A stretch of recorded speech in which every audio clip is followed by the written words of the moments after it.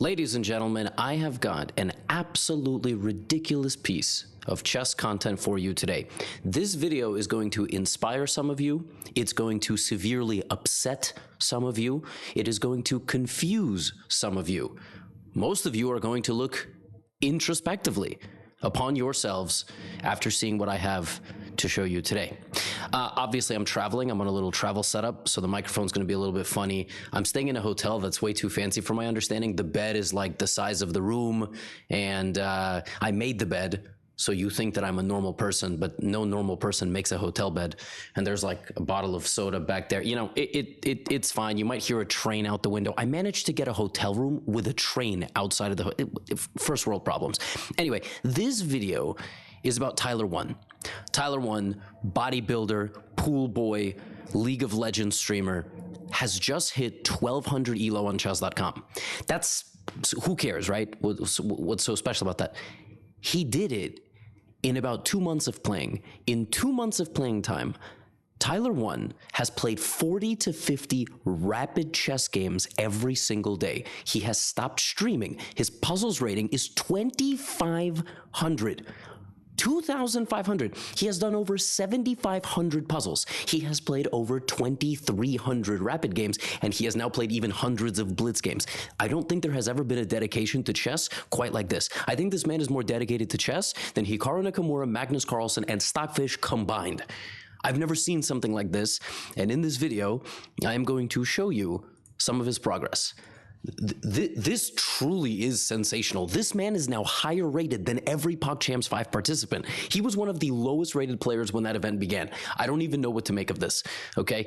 So Tyler 1 hit 1,100, and then he lost all his rating, because that happens. We've all been there. This game that I'm about to show you, this is his lowest rating since hitting 1,100. He lost nearly 300 rating points in like 5 days, okay? And he got down around September 27th to 850. Let me show you this game. This was on one of his negative streaks. Now, if you know anything about Tyler, you know that he plays every single game the cow opening, which, you know, I have my complaints about, but I'm not going to complain because it's an opening where, despite developing in a bit of an obscure way, you don't really have any weaknesses, and it's very difficult to exploit at like 99% of the rating ladder. It's an opening where you kind of develop your pieces sort of awkwardly and passively, but even if black follows all of the basic principles like this and then developing their bishops, they're still going to do something stupid like pawn to g6. You know, no disrespect, but what are we doing? Tyler castled b6. Now Tyler lashes out with this move a4. It's a move too deep. Even Magnus Carlsen wouldn't even be able to understand it. Now Tyler locks the center, plays bishop d2, and plays this move f4. And really, this is exactly what you're supposed to do. If we actually look at this position and analyze it, it's a close position. How do you know it's a close position? All 8 pawns are on the board for both sides. That means that the position is quite locked. What do you have to do in a close position? Maneuver your pieces to their best squares and create pawn breaks. This knight would like to go there to c4, and this pawn would like to go here. So that's kind of exactly what he does. He plays f4. But again, this is him at 850. So what's going to happen? How is he going to lose all of these, you know, all these rating points? Well, actually, he does a lot of good things. In fact, he gets a better position. Now what he needs to do is target his opponent's weaknesses with moves like queen to d2, which first targets the knight, and then queen to f4, which targets the knight and the pawn. And he does that. Like, the fact that he even plays this little subtle queen to d2 move is really nice. Then his opponent goes here. That is a very bad move, but you have to refute it. Now, in general, my philosophy is you should always consider taking with what's worth the least. Just try to get that out of the way. Just take with the pawn, because you know they're not going to try to bulldoze through a pawn. He takes with the knight, which is still a great move because you're going to go knight f6. But you need to be careful about this. And in this position, his opponent plays rook takes e4. And now another moment, should you take the knight or this? It's 5 points or 3 points, right? If you don't take the rook survives, and the rook is going to continue to bully you. If you do take the rook, you might go, oh, but then he's got all of that. Yeah, but the threat of checkmate doesn't mean he's mating you, because you can either defend it, or in this case, You can actually turn it into a counterattack. So just because the threat exists doesn't necessarily mean that it's a good move. And in this position, Tyler blunders. He plays queen takes b4, which loses the bishop and actually does lose the game. But then his opponent counter blunders. His opponent plays rook f4, and basically, you know, he sacrifices his rook. I'm not going to yell it because it's a terrible move, but I get the idea. He plays rook f4, and then he's like, well, if you take me, I'm going to checkmate you. And Tyler, unfortunately, in this position, spends 7 seconds and hangs mate in 1. This was the low point of this man's career, which is crazy because some of you haven't even been to 800. This man was on a massive slump. It was like September 27th. He was losing like every game he was playing. He was down to 850 rapid, up from 1140. 300 rating points nearly in like 3-4 days. I thought, well, that's probably the end, right? I mean, he's going to stay around 1,000 because that's where a lot of people naturally plateau. But I should have known that I'm a degenerate, and this man is clearly a chess prodigy, and he would be back. He would be clutch. I started having doubts. Within 2 days, Tyler got back to 1,000. Within another 24 to 48 hours, he got to 1,100. And just yesterday, October the 3rd, about 6 days after falling to 850, he crossed 1207. 40 rapid games a day on average for about 2 straight months. What do we even do 40 times a day, period? Check our phone? Literally, right? Like, that's it. Maybe if we go to the gym, we do 40 reps of an exercise. Tyler definitely does 400 reps of an exercise. This is absolutely mind-boggling. So let me show you this ascent from 850 to 1200 in literally like 6 days. This man has had probably interactions with the chessboard like 20,000 times in 30 days. Like, it's unbelievable, just looking at it, interacting with it, and that's really all it is to get better at anything. So he had a game against a Frenchman, and I'm always going to cheer, for the Americans in this case. Tyler, of course, plays his signature opening. His opponent plays e5, which actually just plays directly into black's hands, because now black can immediately attack the pawn. Knight f3, but Tyler is a principled man. He doesn't do anything about the pawn in the center. He just leaves it there. Now d5, locking the position. Knight e7, knight b6. This obscure close position dance that he is just iterating time and time again. Now he plays bishop d7. His opponent plays here knight g6. Now here white plays a horrible move. And it just goes to show you, like, the fascinating thing about Tyler's climb up the Elo ranks is that there is still so much to unpack and so much to learn as you go up and up. Because as a 1030, the move bishop takes g6 should literally never cross your mind. The moves that should cross your mind here for white are pawn to c4 and like knight c3 and knight d2 and maybe rook e1. I mean, this is crazy. You are opening up the rook for your opponent, but more than anything else, like, if there is no good reason to trade a bishop for a knight, you shouldn't do it. And his opponent plays directly into that. He plays directly into the opening of this rook, which is not a good move at all. Knight bd2, bishop e7. Now white plays queen c1, which, again, it just goes to show you, you can play obscure openings that are like slightly worse for you, but it doesn't mean anything. And in this position, black can even already begin an attack because the king is completely safe. Tyler plays f6. And now his opponent plays c4, which is a very good move. Now Tyler locks the center, which is high-level understanding, by the way. A lot of you would follow up on this move and take, but that would give white a massive advantage because you just allow a knight directly into your position to attack stuff. There is no need to do that. You need to play chess as if there is a person on the other side. A lot of you play chess like you're the only one playing. f5, Tyler retreats, and now his opponent tries to, look at this, look at g5. This is an incredible move. Understanding how to attack on that side of the board. Now g4. Same side attacking chess. Take, take. Now he activates his bishop on the diagonal. He has to bring his queen. What Tyler is trying to do here is play queen to h4. How is he going to do that? By sliding the bishop to f4. This is amazing. And now he needs to get queen g5 and queen h5 and all of this. His opponent plays a good defensive move. Now, Tyler's next move is flawed, but I understand the objective. Right now, Tyler has to take a second, and he's got to, like, realize he can't actually force his queen here. He doesn't have the time. He's going to lose the bishop, and then he's going to lose the pawn. But instead, he does this. That's a very bad move. It's a very bad move because if you wanted to sacrifice the bishop, you should have done it in a way that didn't open your opponent's position. What I mean by that is, for example, take the move queen to g5. After g takes f4, you haven't opened up the position, and now after something like queen h4, black is just winning. Because anything that takes on g4, there is a mate. The only way not to get mated here by white is to play rook to e1. That's the only way. And then the king makes a run for it. Black probably takes on f4 and goes on to win the game. But this is too forcing of a sacrifice, and now your queen doesn't actually get to the h-file. He plays queen g5, but it's losing because white can just play queen takes g4.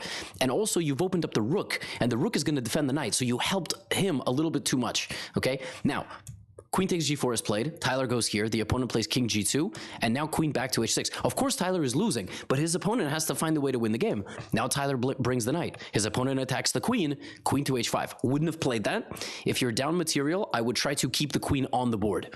The queen trade I do not like. Now the opponent here plays a deranged move. You cannot do this.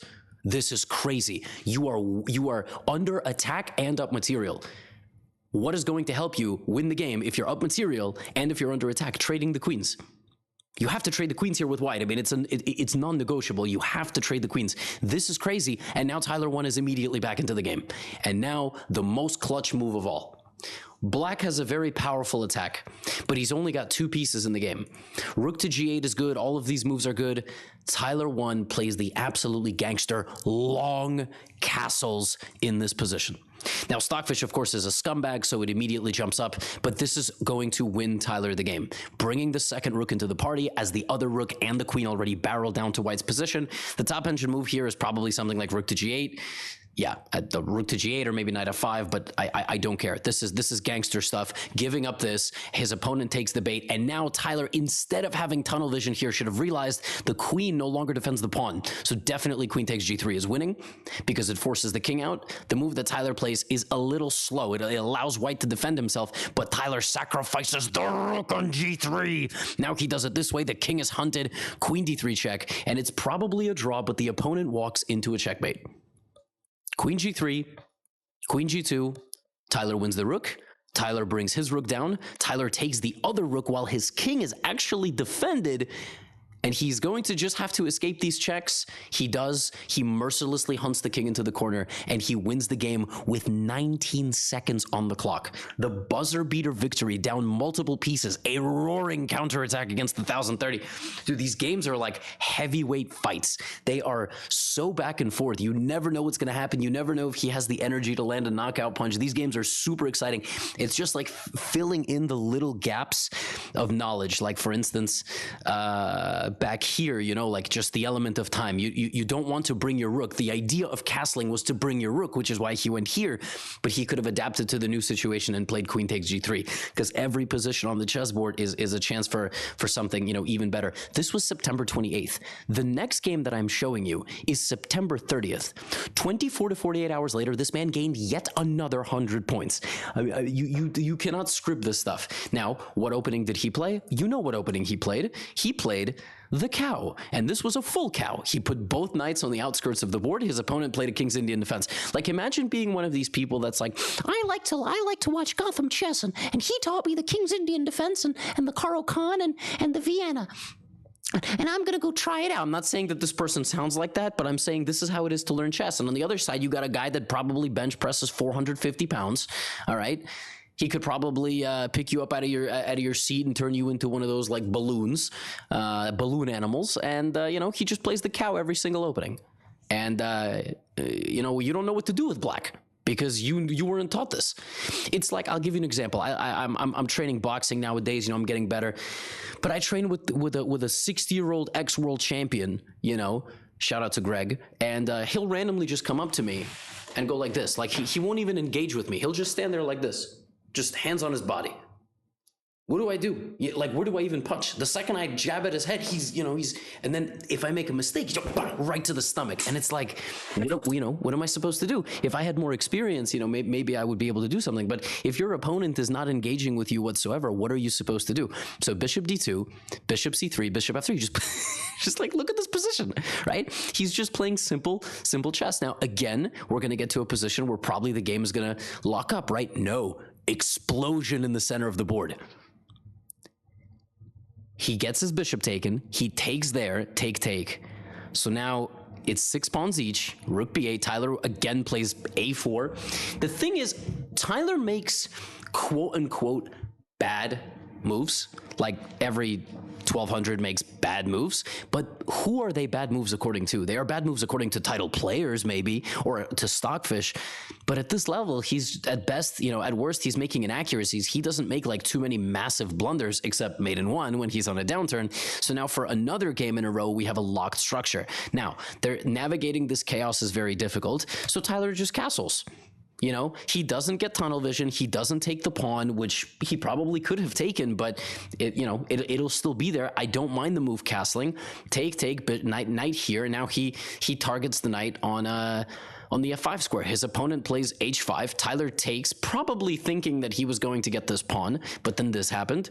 f3, and the position is just like kind of balanced. Black is better, but that's just because he has two bishops, and the actual approach to winning this game is not easy at all for Black. He's going to have to put pressure here and then maybe take something. I don't know.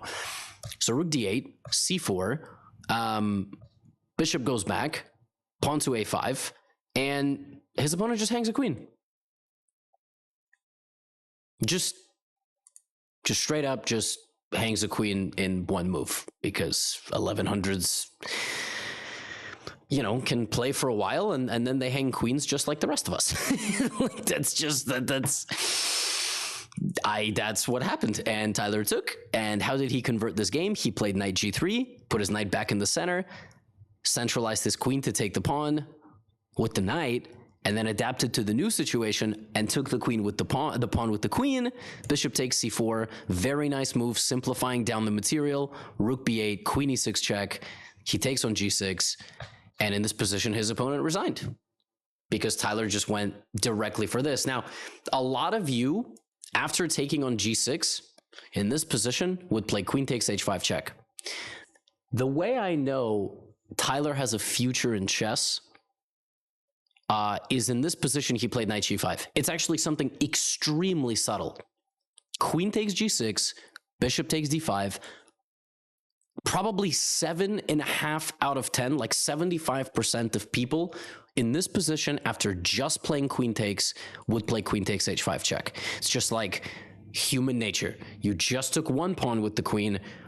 It's obviously not bad to take the second pawn and give a check. Think about it. How many of you watching this right now, you can timestamp in the comments, you can say 17, whatever, there's a 10. Yeah, I would have definitely played queen takes h5 because you just took the pawn and now your queen can take another pawn. So how bad can it be? And then, and only then, would you go, oh, knight g5 and I have checkmate. But then your opponent would go like rook f6 and then you're not going to get checkmate, so you would adapt to the situation and hopefully still find a way to win or lose, because some of you would still lose this with white.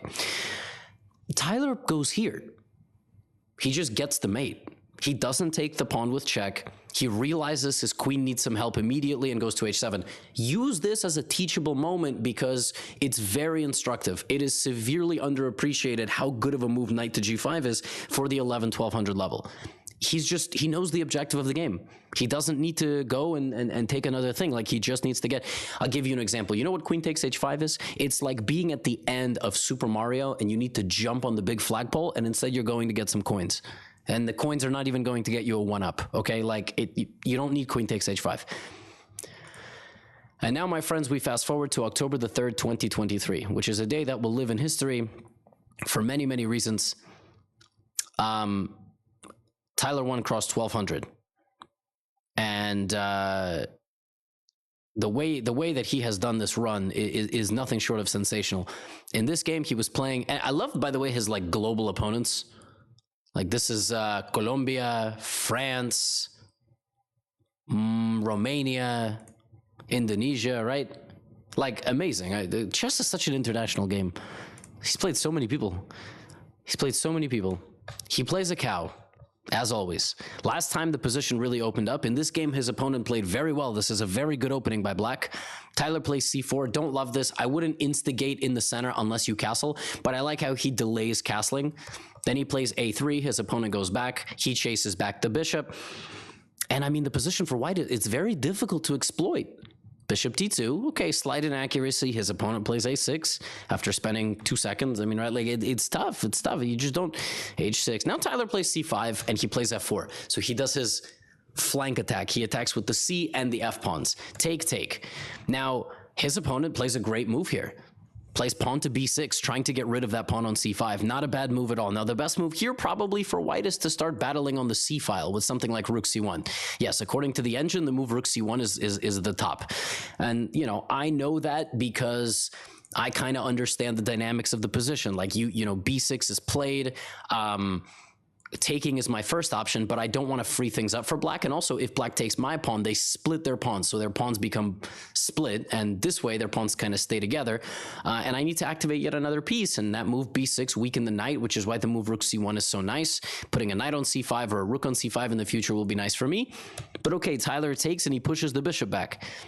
And now he plays knight h5. He loves to do this. His opponent, after going here, realizes I'm not going to be able to get my bishop out this way, so let me route it out this way. And 11 and 1200s are better at chess in the sense of keeping the tension. So his opponent didn't take on h5. Tyler takes, plays bishop h5. The reason that he does that is to bring in his queen. It's all pattern recognition. Now by bringing in the queen, he pins the pawn to the king, so bishop takes h6 is a possibility. And he has opportunity to go here and here. Now, of course, this bishop is a little bit bad, but, you know, it's all right.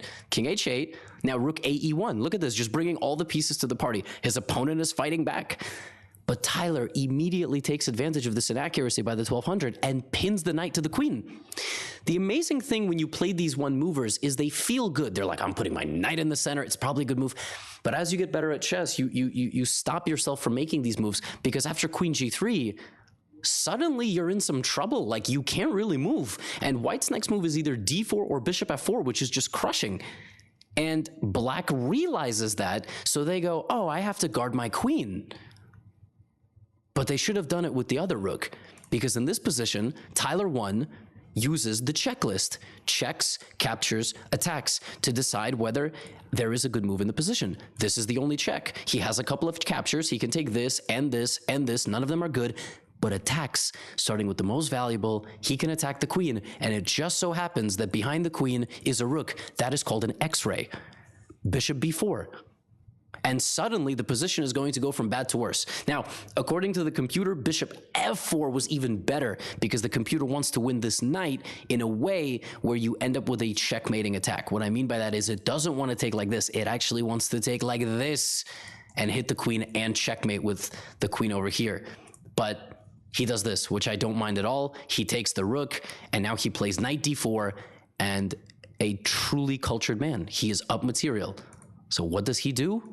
Offers a trade of pieces, and his opponent blunders. His opponent here, under a lot of pressure already, not wanting to trade, plays queen d6, not realizing that the piece is overwhelmed, and he just takes.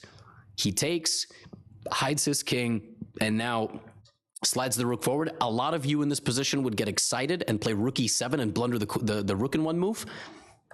Rook e6, and now watch this conversion. The second the queen took its eyes off of e7. Look at this. How many of you after queen c2 would be tempted to give a check, or maybe to take the pawn? Tyler 1 realizes the rook now has access to e7. This clairvoyant train of thought. A lot of you also in this position would see queen c2, threatening this. You would realize that the queen is defending the pawn, and then you would go b4. There is nothing really wrong with the move b4, but that is a crazy move to make. You don't need to save every one of your pawns. You need to understand the objective of the game. Rook to e7 ignores the threat on the pawn because the bishop is hanging, and that is checkmate. And his opponent here plays rook g8. He gives a check. He could take on b7. He could. That's the best move. But he goes here trying to trade off. His opponent sneaks in to attack his rook. And obviously, a lot of you in this position would probably guard your rook. But that rook that just went that way can also go back. Tyler immediately realizes, grabs the queen. His opponent resigns, or ran out of time. Yes, ran out of time. And maybe resigned. I don't know. That was weird. And Tyler 1 just crossed 1200. He hasn't played a game since. He's rated 1207. I'm going to read you a couple of stats here that, like I said, might inspire you, might make you very sad. Tyler 1 started playing much more actively about 30 days ago. He's actually done more puzzles today. As I am recording this video, Tyler 1 has crossed 2,500 in puzzles. This is actually insane. He is solving 2200 level puzzles. I'm looking at his chess.com profile right now. I can't show it to you because my laptop doesn't have the overlay, but go check it out for yourself. Big_Tonka_T. This dude is just straight up 2500 in puzzles. He has played 760 blitz games, 2298 rapid games. He's played 3000 games total. He has done 7600 puzzles. His interactions with the chessboard like that are just 10,000, but the amount of analysis that he does, game review that he does, this is otherworldly. PogChamps 5 was just about like 2 months ago, and he was rated 200. He is 1200 rapid now. He is higher rated than every participant in PogChamps. I wouldn't be surprised if he could beat the participants of PogChamps. So, Tyler, if you react to this video, keep it up and answer my messages, please, because we got to set something up. Tyler once challenged me to a $10,000 chess match. I don't think we want to do that, but I would be willing to put him in a one-on-one match against Frank, for example, the UK sensation, and maybe we put a bounty of $10,000. Maybe I'll put it up myself. Frank, Tyler won, $10,000 chess match, 75% to the winner, 25% to the loser, or maybe winner takes all, whatever they want to do. Let's set it up.